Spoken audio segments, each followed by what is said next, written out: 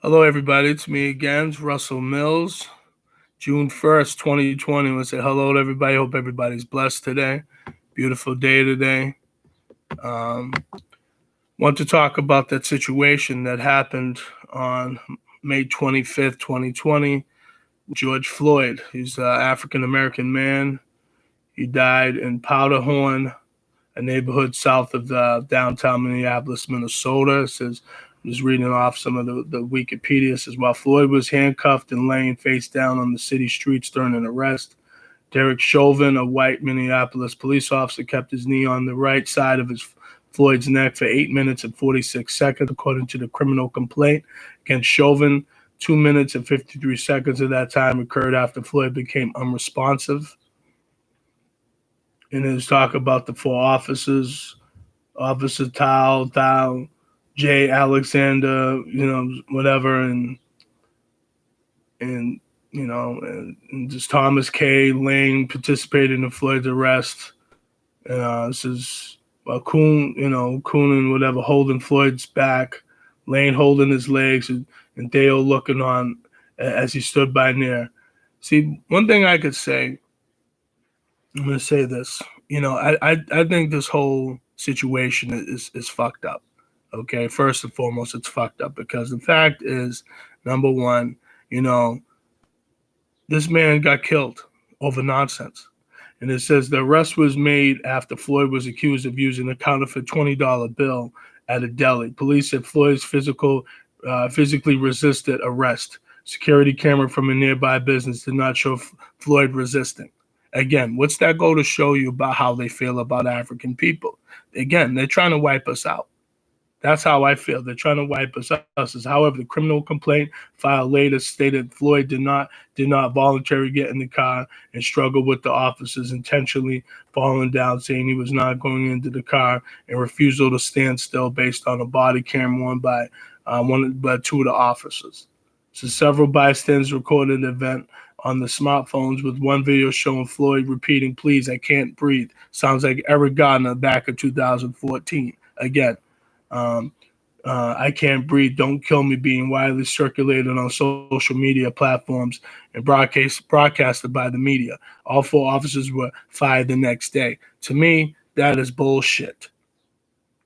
Because at the end of the day, that officer, Derek Chauvin, or whatever the heck his name was, he should be in prison. You know what I'm saying? And it's funny. I had a conversation with my brother, and he was looking up. I guess they were talking about like third degree murder, and that's between what, like 25 years. But him probably being an officer, he's not going to get no 25 years. If they convict him, it's like at the end of the day, this is why I say to African people like us, this has to stop. Okay, this has to stop. This whole nonsense, this whole everybody, you know what I mean? Because it's like, again, this is why I get so upset at us as African people, because again, we don't take the time to come together. And it's like, and I'm going to show you guys some videos. I'm going to read this a little bit too. I'm going to show. It says the Federal Bureau of Investigation, which is the FBI, is conducting a federal civil rights investigation onto the incident at the request of the Minneapolis Police Department. This is Minnesota Bureau of Criminal Apprehensive, BCA, is also investigating a possible violation of a Minnesota salutes. It says on May 29th, Chauvin was arrested and charged with third-degree murder. Okay, let's just see what this third-degree murder means. Okay, let's see what it is. Okay, let's. It says third-degree murder is a category, of murder defined in laws of 3 states: the United States, Florida, Minnesota, Pennsylvania. It also formally defines in New Mexico, which once had 5 degrees of murder in Wisconsin. It says, depending on the state, third-degree murder may include felony murder, regardless of the underlying felony murder only where the underlying felony is nonviolent or depriving heart murder. It's punishable by a maximum of 40 years imprisonment in Florida. The case of violent career criminal. In Pennsylvania, 25 years imprisonment in Minnesota. This is the first division of the general crime of murder into graded subcategories was enacted into the law of Pennsylvania in 1794. It says the enactment is often explained in terms of desire to narrow in scope of applications of capital punishment in the state and other states which subsequently graded murder into first and second degrees. But I'm just going to say this again. This whole situation was crazy. I'm going to show you, everybody already saw, the videos, you know what I'm saying?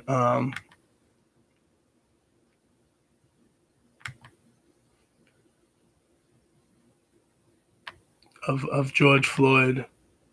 And it's like, to me, it's like, I don't understand, what is going on here with, with this whole situation. Hold on one second. So yeah, I just don't understand this whole situation. You know what I mean? Because again, I don't think it's right.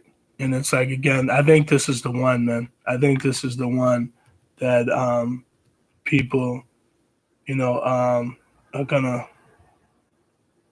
because they're being protested everywhere. You know what I mean? And I'm gonna, what's this? This is live now. Let's just see. Hey, folks, I'm Joe Biden. I'd like to... Hold on one second. Joe Biden.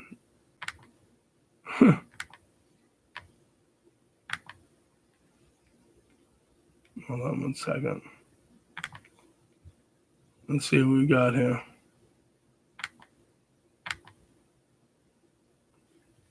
Trying to get this.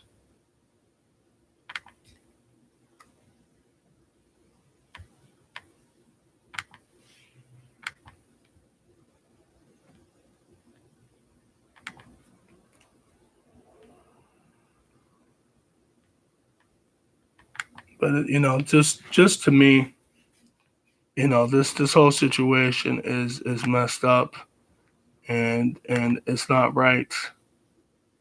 And I'm gonna show you guys. Although North Minneapolis has not been the center of a whole lot of mobilization, some beautiful things are happening there as communities are rallying around one another. They're making sure to provide free food, looking out for your neighbor, and anytime a single instance happens over there, I get 35 text messages and calls, and I think what that says to me is that North Minneapolis is strong and they are well cared for. But we also can't lose sight of the fact that throughout the day, yesterday and today, we've seen peaceful protests all around the city.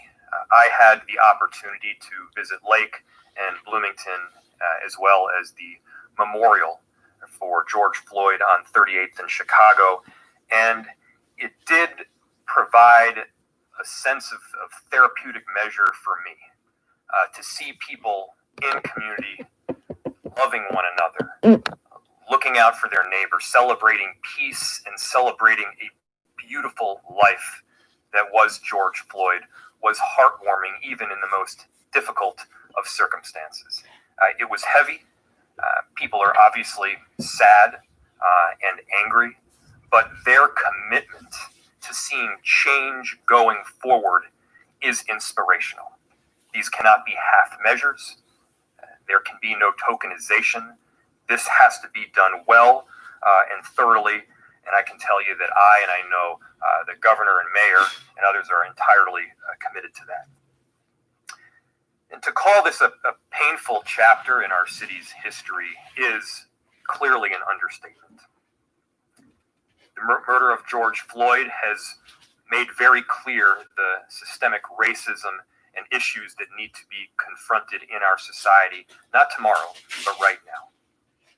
So let's retain order, let's keep the peace, but let's keep that sense of urgency and lack of patience going forward because it is needed. Those need to be the overriding goals of both tonight and the days ahead. Mayor Carter.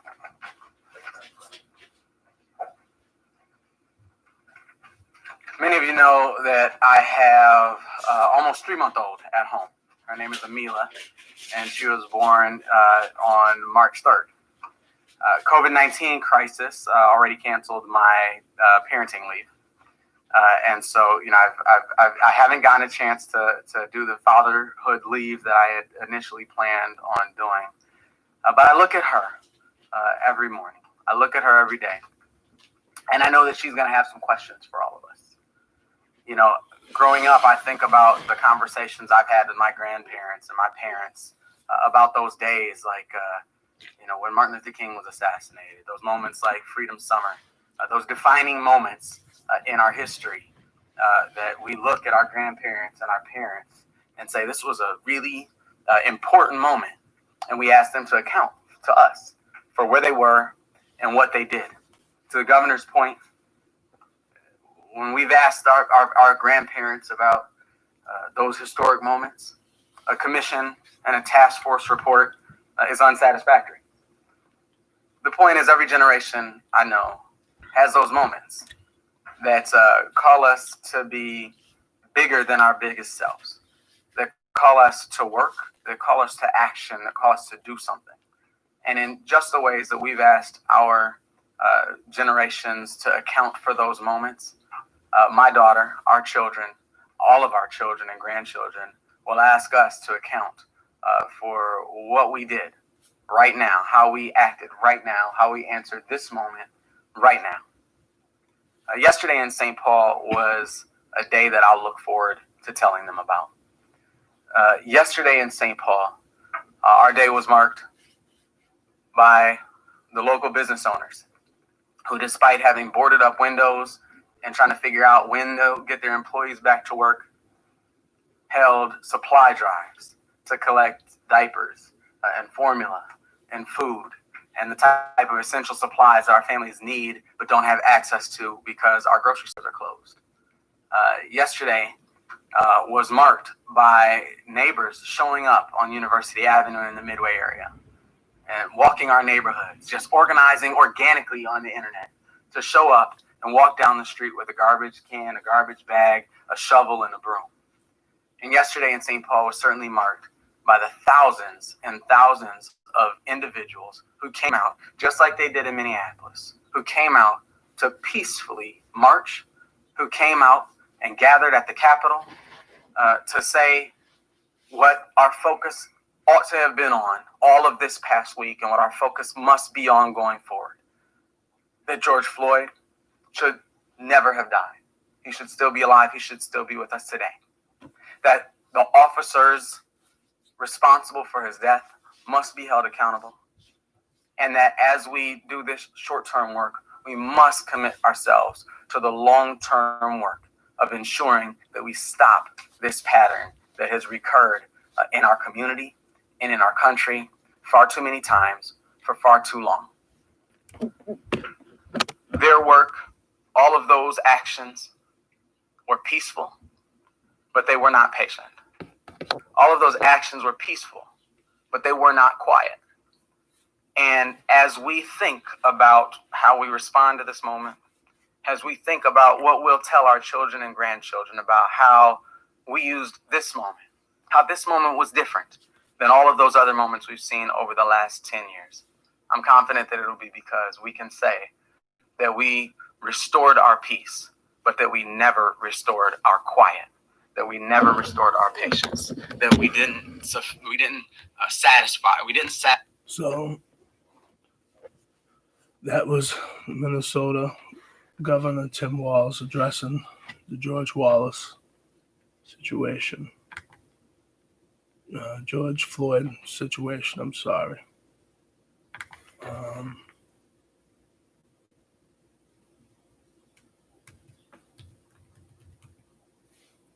But I'm just saying that, we need, let me see this for a second. Let's just see if this. It's a Monday evening in Minneapolis. Police respond to a call about a man who allegedly used a counterfeit $20 bill to buy cigarettes. 17 minutes later, the man they are there to investigate lies motionless on the ground and is pronounced dead shortly after.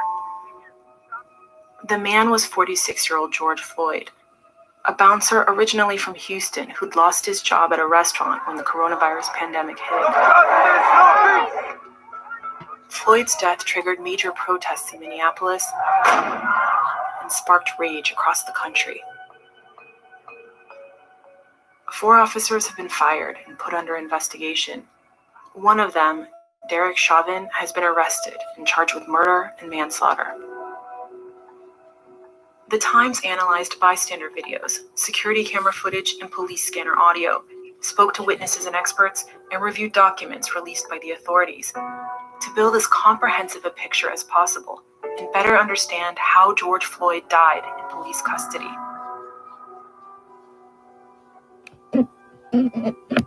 The events of May 25th begin here. Floyd is sitting in the driver's seat of this blue SUV. Across the street is a convenience store called Cup Foods. Footage from this restaurant's security camera helps us understand what happens next. Note that the timestamp on the camera is 24 minutes fast. At 7:57 p.m., 2 employees from Cup Foods confront Floyd and his companions about an alleged counterfeit bill he just used in their store to buy cigarettes. They demand the cigarettes back, but walk away empty-handed. 4 minutes later, they call the police. According to the 911 transcript, an employee says that Floyd used fake bills to buy cigarettes and that he is awfully drunk and not in control of himself. Soon, the first police vehicle arrives on the scene. Officers Thomas Lane and J. Alexander Koenig step out of the car and approach the blue SUV. Seconds later, Lane pulls his gun, we don't know exactly why, and orders Floyd to put his hands on the wheel. Lane reholsters the gun, and after about 90 seconds of back and forth, yanks Floyd out of the SUV. A man is filming the confrontation from a car parked behind them. The officers cuff Floyd's hands behind his back, and Koenig walks him to the restaurant wall. All right, what's your name? From the 911 transcript and the footage, we now know 3 important facts. First, that the police believed they were responding to a man who was drunk and out of control. But second, even though the police were expecting this situation, we can see that Floyd has not acted violently. And third, that he seems to already be in distress. 6 minutes into the arrest, the 2 officers move Floyd back to their vehicle. As the officers approach their car, we can see Floyd fall to the ground. According to the criminal complaint filed against Chauvin, the officer who's later arrested, Floyd says he is claustrophobic and refuses to enter the police car. During the struggle, Floyd appears to turn his head to address the officers multiple times. According to the complaint, he tells them he can't breathe. 9 minutes into the arrest, the 3rd and final police car arrives on the scene. It's carrying officers Tu Tao and Derek Chauvin. Both have previous records of complaints brought against them. Tao was once sued for throwing a man to the ground and hitting him. Chauvin has been involved in 3 police shootings, one of them fatal. Chauvin becomes involved in the struggle to get Floyd into the car. Security camera footage from Cup Foods shows Koenig struggling with Floyd in the back seat while Tao watches. Chauvin pulls him through the back seat and onto the street. We don't know why. Floyd is now lying on the pavement, face down. That's when 2 witnesses begin filming, almost simultaneously. The footage from the first witness shows us that all 4 officers are now gathered around Floyd.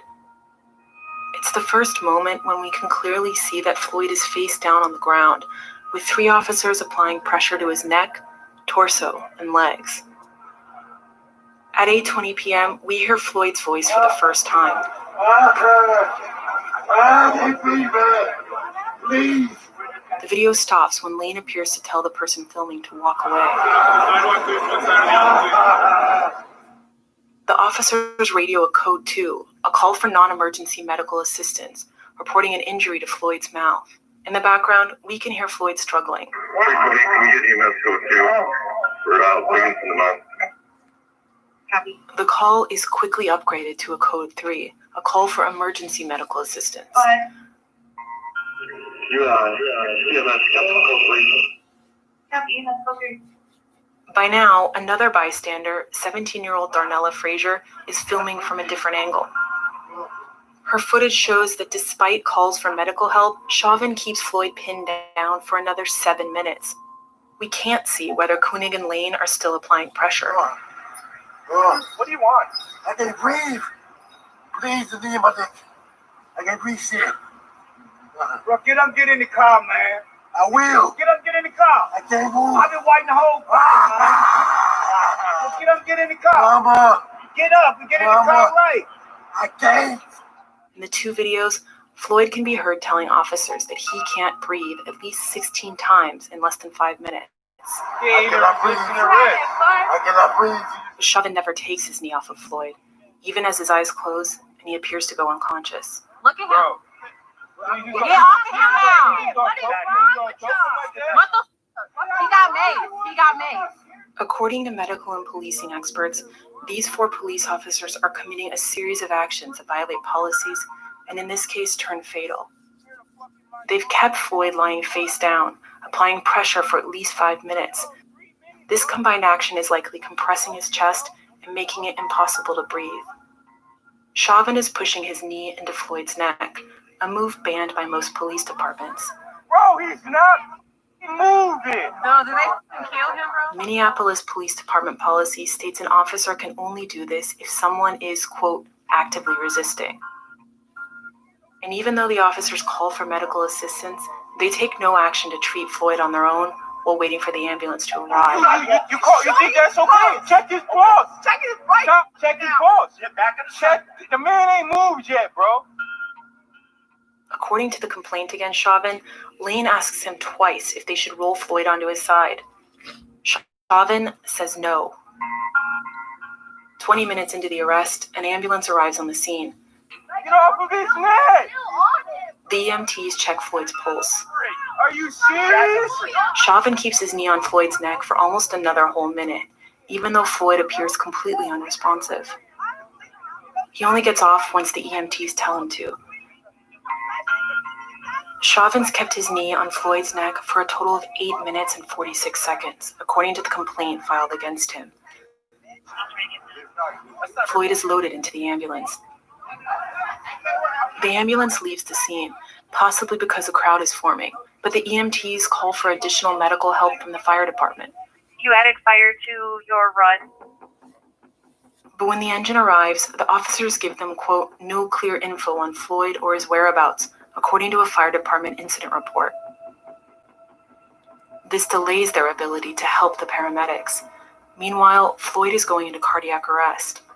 320, if you could let MFD know that EMS needs the fire needs to go to Pocket 36 location in the full now. It takes the engine 5 minutes to reach Floyd and the ambulance. He's pronounced dead at a nearby hospital around 9:25 p.m.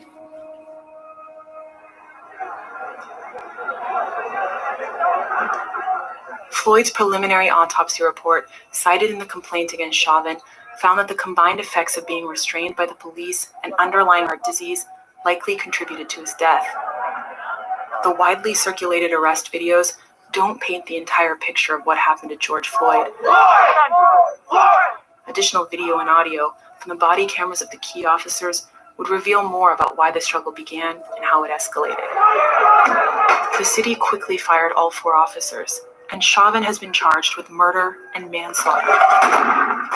But for many, none of this has been enough, and outrage over George Floyd's death has only spread further and further across the United States.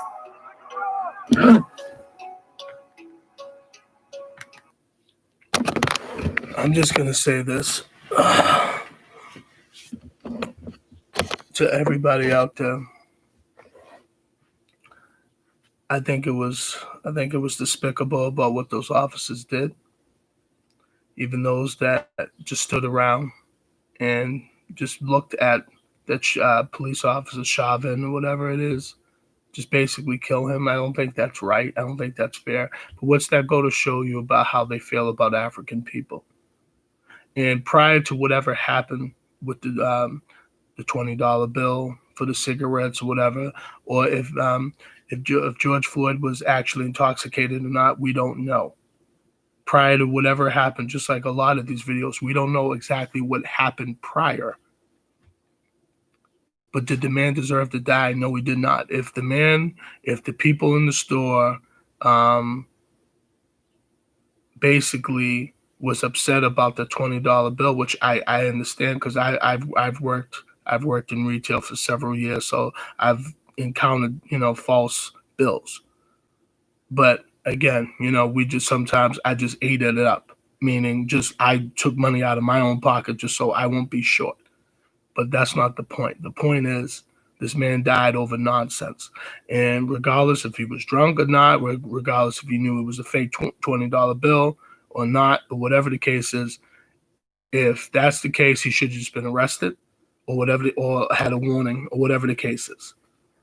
But the way that he ended up dying was nonsense. Okay, so at the end of the day, people are going to say whatever they want to say, but I'm going to say this to the people out there.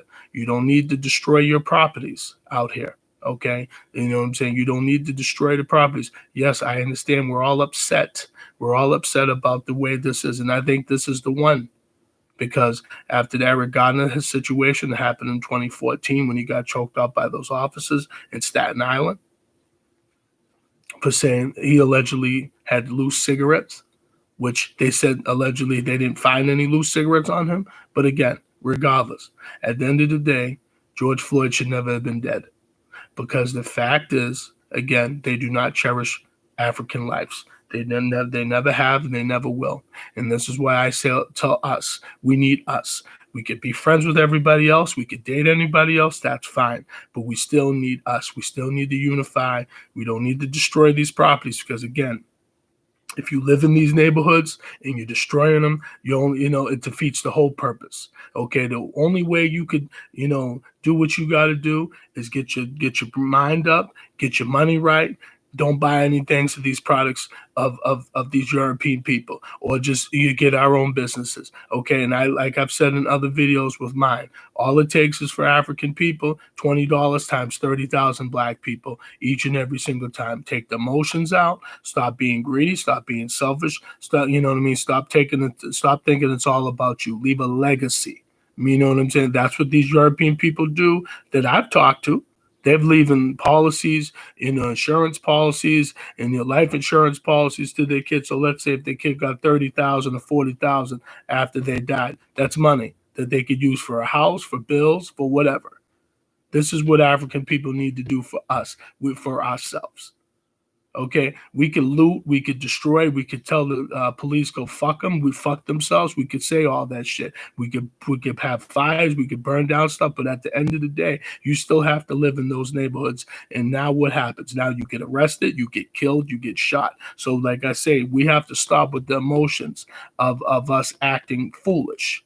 Because at the end of the day, this is what they want us to do anyway. So if we act foolish, we don't get our money right, we don't take care of our families, we don't leave anything as a legacy for our children, then we're all, then again, we're all going to be screwed.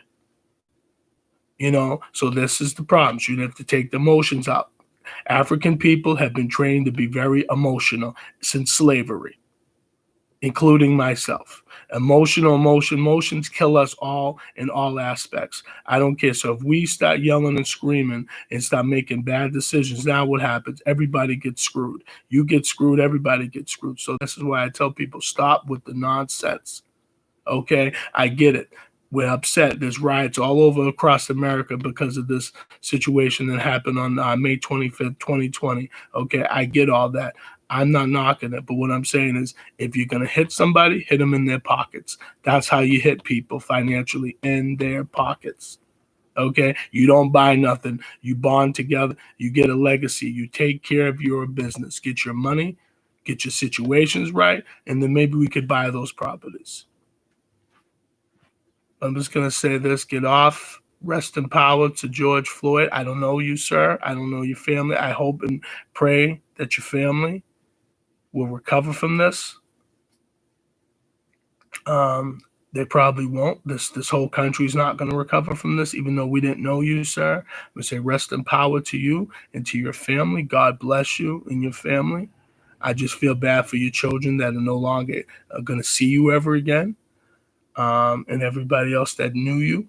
no matter what, how, you know what I mean? So again, I'm just going to say this to us as people. We need to take the emotions out of our minds, start thinking correctly, stop thinking about making money so we could buy these properties, so we can leave a legacy for our kids. And I already told you, African people, instead of you looting and saying, fuck the police, how about you put $20 together, get certain brothers and sisters, build your own schools, build your own hospitals, and put your money together and get the right amount of brothers so we can leave a legacy for ourselves and our children.